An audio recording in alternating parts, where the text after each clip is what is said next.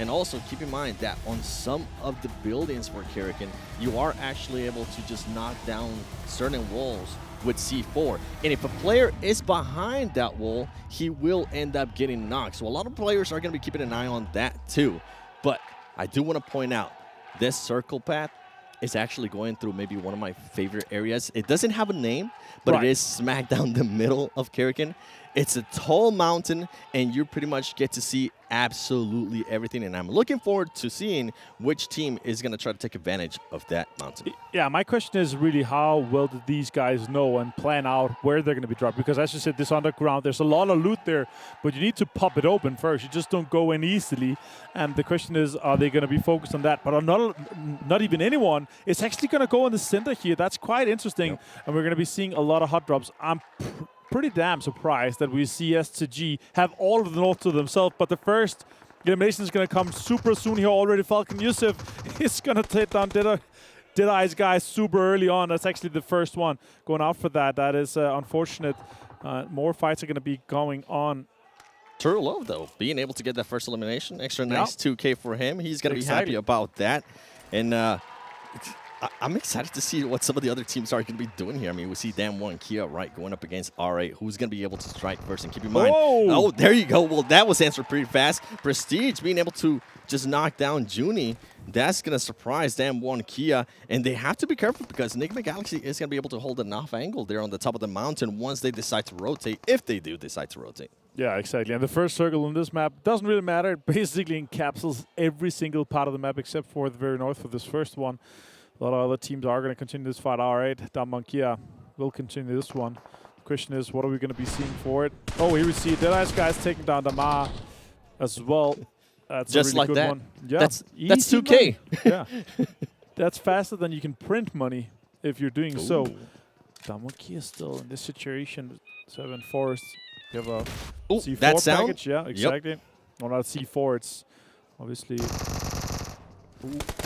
Oh, they're gonna push. Nice push there. Really, really closely knitted together for that. That's actually Deadeye's guys gone out super early on this situation here. They did get one elimination with them 7, and that was obviously a good one. But Yusuf's gonna be able to get taken up.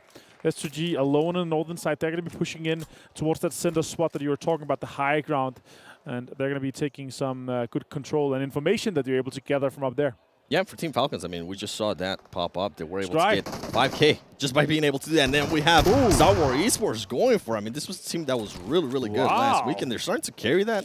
I feel like 7C's not getting lucky here in Karakin. But as I mentioned, if you are going to be on some of these cities, you have to be careful because some other teams will be able to set up. And guess what? Damwon Kia now playing a little bit defensive here as R8 Esports is currently going to be pushing. I just wanted to mention Team Falcons did get 5K, I believe, for that first finish. So congratulations to them. Yeah, that's a big one. A lot of money online. 23,000 for the awards just throughout the match. It's crazy. These guys are obviously super focused on that. A lot of support in the audience, as you see here on R8. I assume that they have been really promoting them going into today, of course. The first time here for them at the Afterparty Showdown. Oh, another one. And that's what I was talking in regards to being able to blow up some of the walls there, being able to surprise some of the other team. And now guess what? Instead of them having to go through any of the windows or any of the doors, they get a clear entry through that wall. And they're going to try to make this push here. Ida making the push to Junie. Is he going to be able to knock him down? He's not going to be able to knock him down. He does have the DBS. Oh, there you go. DBS. There goes the first knock. He's going to get the second one. He gets the finish on Damwon Kia. Great start here from R8 Esports. But guess what? Ha ha ha ha ha Modi. It's currently going to be waiting for them to make a move. I love that. The question is now, what does we see here? Oh, Yusuf. Oh, he actually got taken over himself here. Munir on Arad. Action finds Soxy from Bigatron. Munir with the AK there in the distance. He repositions. That's actually really well played. Good fight. We're going to see a real quick of a replay there with the DPS. Oh, that's a really good push. Another one. Double kill with the DPS there. That is super impressive by R8 Esports. It really was. I mean, Ida, one of the best players from his region as well. For him to be able to do that, that's going to be a big confidence boost. Even though, I mean, they've been of doing all right, but I'm pretty sure they want to be able to get more of those match rewards. And Team Elims, and guess what? Bigatron didn't start off too hot. They're currently having a little bit of an issue holding back Star Wars Esports. They are getting some support. Suxy trying to get a different angle here on top. Hopefully he'll be able to get one, and I think I see Luxy wrapping around too. Oh! Suxy gets knocked from top. Luxy not being able to get an angle with there's just so much terrain here on Karakin that actually kind of, I call this one the mini Miramar. Yeah, that's true. Even higher on the very top as well. Also super accessible. You can just basically run straight up. You can see there in the distance, Alpha 7 is having their eyes, and then potentially with the eliminations that could come out, they're kind of holding them out, making sure that they could capitalize on that situation. It's on the south side, and especially here with the first circle, 7. There's so much focus on eliminations because there's not that much focus on getting into the circle, right? Yeah, and I'm looking at what Luxy's doing right now. He is able to see Alpha 7. He is going to be able to see Star Wars Esports. But guess what else he sees? He sees that airdrop. And if that is the first airdrop to land, and he is able to collect that, it is going to be 1K. They're going to get that risk off, it looks like, though, that they're going to be able to get up to 3 guys strong. Again, Bigatron. And then the question is, does Alpha 7 push aggressively on it, or are they just going to wait for that Stalwart fight to just unfold? Oh, Lord finds some good shots. That's really well played. Nice M4 spray on that, really controlled. That is good. And being able to get that elimination, good as well. I'm surprised that Hamodi's actually not trying to rotate to get an off angle for his teammate.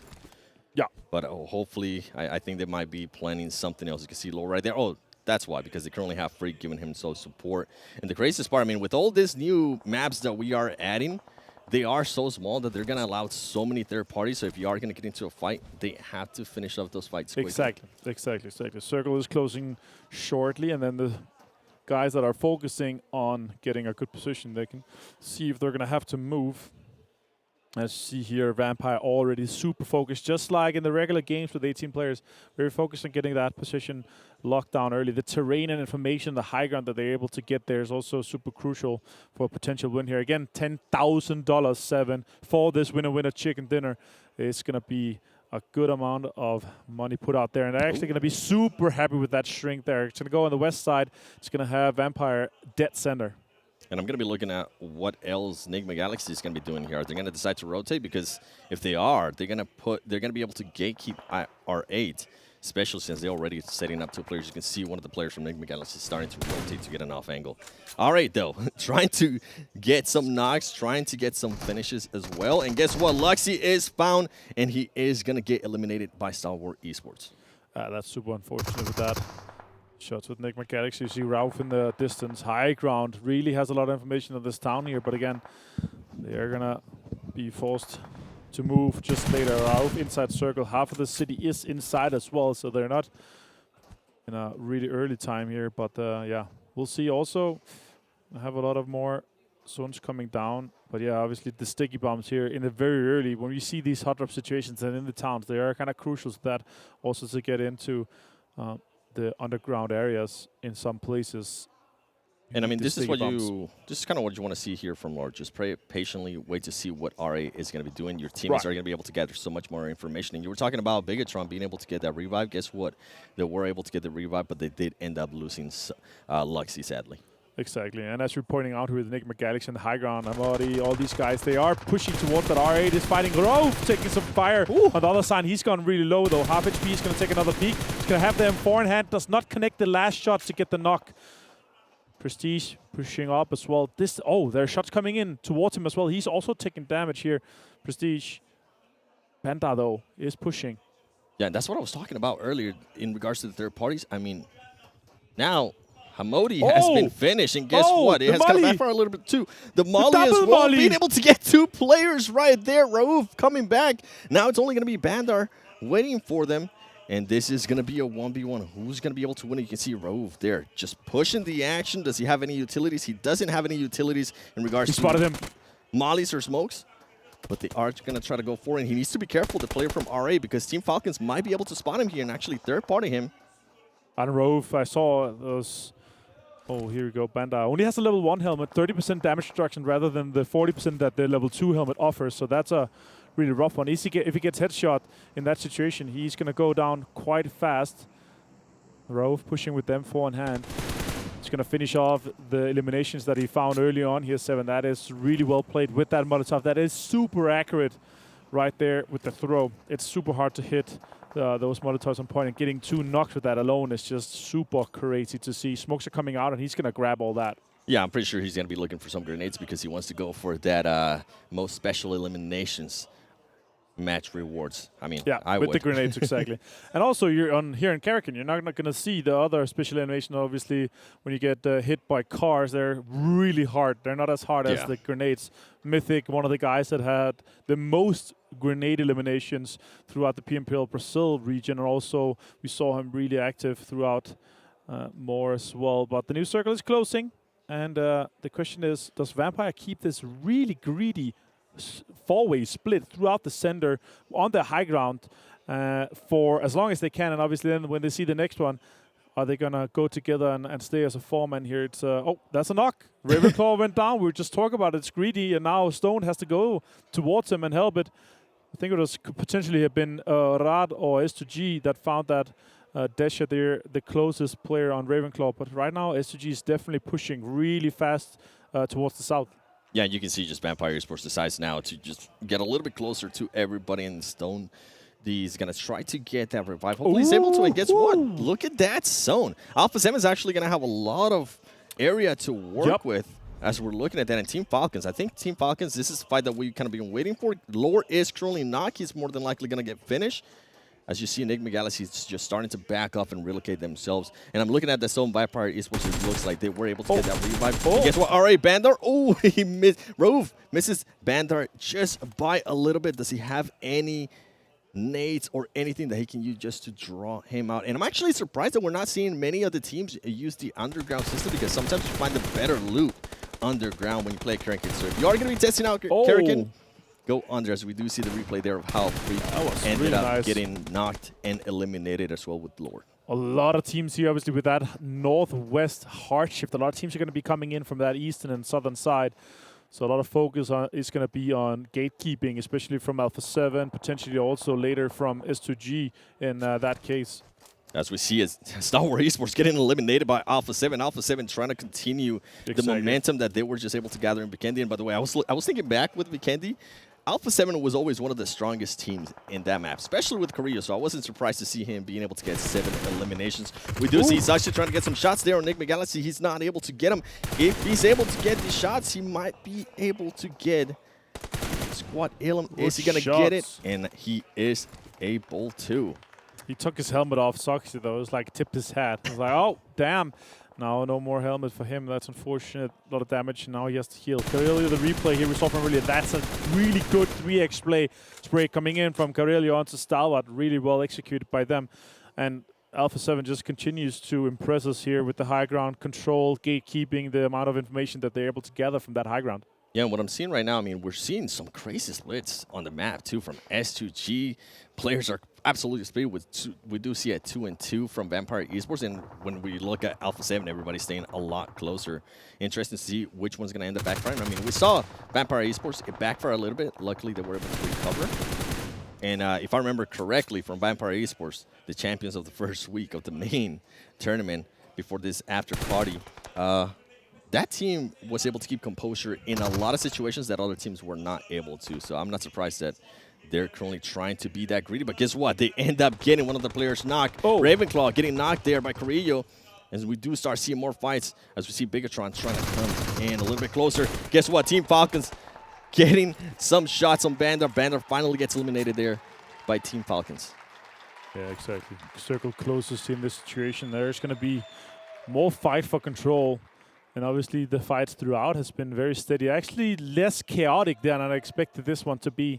A lot of focus on maintaining the high ground control and staying 4 guys alive for a lot of the teams. S2G Northwest control, 4 guys strong, Alpha 7 South control, 4 guys strong. And a lot of teams have been fighting on that eastern side, kind of focusing on some of the other after-party focus rewards here for this situation. And I really like to see that, obviously, that you kind of have 2 focus points. And here, this $10,000 that you're able to get from the chicken dinner, if you're able to close that one out, that's huge. So the focus in trying to stack that up is massive. So, yeah, let's see if we're going to see some more fights evolve here in the southeast. Next circle does pop here, and as you see on the top right of your map, it does go slightly southeast. So S2G has to relocate from a 2-2 split into full format, and then they can push uphill from that compound they have on the northwestern side. Yeah, and the good thing here with Vampire Esports, their positioning, they're going to be able to see a lot, especially with the terrain change that they currently have. So I'm not surprised that they're not deciding to move there from the smackdown of the center, even though they currently do have just 3 players. And S2G, you mentioned it, I'm actually intrigued to see if S2G is going to try to do a long rotation, and they're going to end up getting in a fight between Mafioso and Mythic. Yeah, that could be a really good question here. They also have the high ground in front of them, could also be a good one. The question is how much information they're able to gather out of this. The shots are coming in, though. Mafioso, as you pointed out, taking down straight there. S2G losing 1 player. That was really rough for them. And Alpha 7's control is really working out for them, well, paying off for them. Mafioso, kind of the front man entry. And as you say, money's on the line here for this match 7. Yeah, first airdrop being collected. Guess what? There's going to be 2 rewards for that. For first airdrop and most airdrops, and if that's the only one, especially this late, I don't think I'm gonna see anybody else go for it. He might be able to get both of those rewards, but just getting that one. But Alpha 7, actually, I'm enjoying the way Alpha 7 is playing right now. They're playing really confident after that last match. S2G, I mean, losing 1 player to Mafioso there. Mafioso, one of the youngest players of the team, and also one of the most skilled. I feel like he's finally starting to come to himself. And if I'm not mistaken, I'm looking at Rod, and I think Rod might actually be underground. He could be trying to work that. Yeah, I think he is trying to work that tunnel system. So that's going to be interesting what he's going to end up doing with all these other teams fighting at the top. Falcon to Yusuf taking some damage. He has to heal. Well, 2 helmet is broken. No vest anymore. That's been pushed off from him. It's a rough situation. With a lot of information. Oh my god, the shots connecting straight there. Silas taking so much damage, down to half HP now. He's trying to curve the bullets, and simply just too much cover right now on Silas. He just has a little bit of a ridge there to work with. Falcons continuing this high ground control here. As you say, Rod, yeah, we don't really see him on the screen right now. I think you're right. He must be there. He is. We're talking about him, and he appears on screen. Great work from the servers. There's is in this here, and the question is how much further can he get in? When does he have to get out, right? Because I'm quite sure that the next exit is actually close to the Falcons guys, and that is really the question is where is he gonna be exiting, or is he gonna try to continue just to stay down there, right? So it's gonna be interesting to follow his story here for the rest of the game. Next circle is gonna pop shortly, 7, and it's gonna be a big one because that center compound. Good cover, but that high ground on the north side that S2G can push up towards actually offers some good play for them here. As you see here on the left side, bottom left side on the map, as you see here just below Vampire, they can push into that and control that. And a lot of the other teams, they have to either sweep on the eastern side, so Alpha 7 has to push up behind the Bigotron. And that's exactly what they're currently doing. They're starting to see that. And the sweep is I'm coming. hoping that they remember that Bigotron is going to be there. And I think they do know that. And I was going to say, with that shot from Rod, he might want to stay there a little bit longer, but hopefully he does have some C4 because the only way that you're going to be able to get out of that is if you do blow. Yeah, if you don't have a sticky bomb and you can't blow yourself out, he's just done. That's just crazy. Carrillo, more shots towards Bigotron. Finds! Oh my god, he takes down Liquid. That is so well played. Suxy, last player for Bigotron 7. Yeah. Suxy, I mean, we've seen what he's been able to do before. Right now, it's a completely different area. It's a completely different new map. Can he hold off 3 players from Alpha 7 that are currently pushing him, and they're going to be aggressive? As we know, Alpha 7 likes to be. The thing right now with Alpha 7 that I'm seeing right now, they are being really aggressive, which I enjoy, but they need to be careful because Team Falcons might end up having a height advantage on them when they end up finishing this fight with Bigotron, unless Suxy is able to clutch up. Here we go. Is Suxy going to be able to clutch up? He's not going to be able to. Revo and the squad are just too much right now. Oh, amazing shot from Stone 7. That was crazy. Alpha 7 ended up losing 1 guy. Mythic also, I believe, is knocked. So they're going to go down to just 2 players. Falcons also trying to gain a little bit more control, but Vampire, they have just played this so well. And that's what I was talking about with Alpha 7. Yes, you are going to be confident, but you got to be careful with those angles that some of the teams are going to be able to get here in Karakin. And if I'm not mistaken, now they went from having 3 players up to just 1 player up for Alpha 7. And Team Falcons, I'm enjoying what I'm seeing here from them. They are currently the only team And there's the only actually they had a player, Right, and now he decided to leave. So we'll see what he ends up doing. Can he get a knock here for from S2G? Nice and look knock. at Vampire Esports too. Vampire Esports is playing aggressive. They're playing together now too. Clever. They have to get into the zone as well. Never Alone with a good shot onto Silas. That leaves S2G just down to 2 players, and they don't have that many elimination here, so Kelsey's trying to defend this. Never Alone's been found by Revo, one of the top fraggers coming out of Brazil. Really well played by him, securing the points now. The question is, does he have more information, or can he not see more? He's getting pushed off this high ground shortly, and he's going to have to push into the remainder of the Falcons player. Yeah, Never Alone. And there he goes with that push. And what you're hearing right now is you're hearing that C4. Bomb. Somebody's trying to get out of there. And that's exactly what happened. Oh, my God. Remember I told you, these players need to be careful. He's going to throw the C4. Is he going to be able to clutch up? He does clutch up against Remo Desha. He was quiet, but he's finally starting to wake up, and he was able to break through that, get an Ilum, wait for it, and get another Ilum. Great plays from that player. That is Desha crazy. 999. That is crazy. Desha super well played. Smoke's coming out as well. Raze finds Schweppes in that situation, and now could be turned around. 2 versus 2 versus 1 in this situation, and they have to push up. Control right now, they have a little bit of high ground control, but the circle really is going to define this next winner here. Oh, Desha. Hey, you know what? Congratulations. You were able to get 3rd place and as well as some Illims. Now it comes down to Vampire Esports against S2G. S2G does end up getting the knock. Kasi, is he going to go for the push here? He is able to spot somebody. He's trying to get some shots on him, and he's not going to be able to. But guess what? Racy is going to be able to heal up, and he is going to go for the push here. S2G, can they clutch it up? Vampire Esports going to hold it back, and they're not able to. S2G getting that chicken dinner and those 10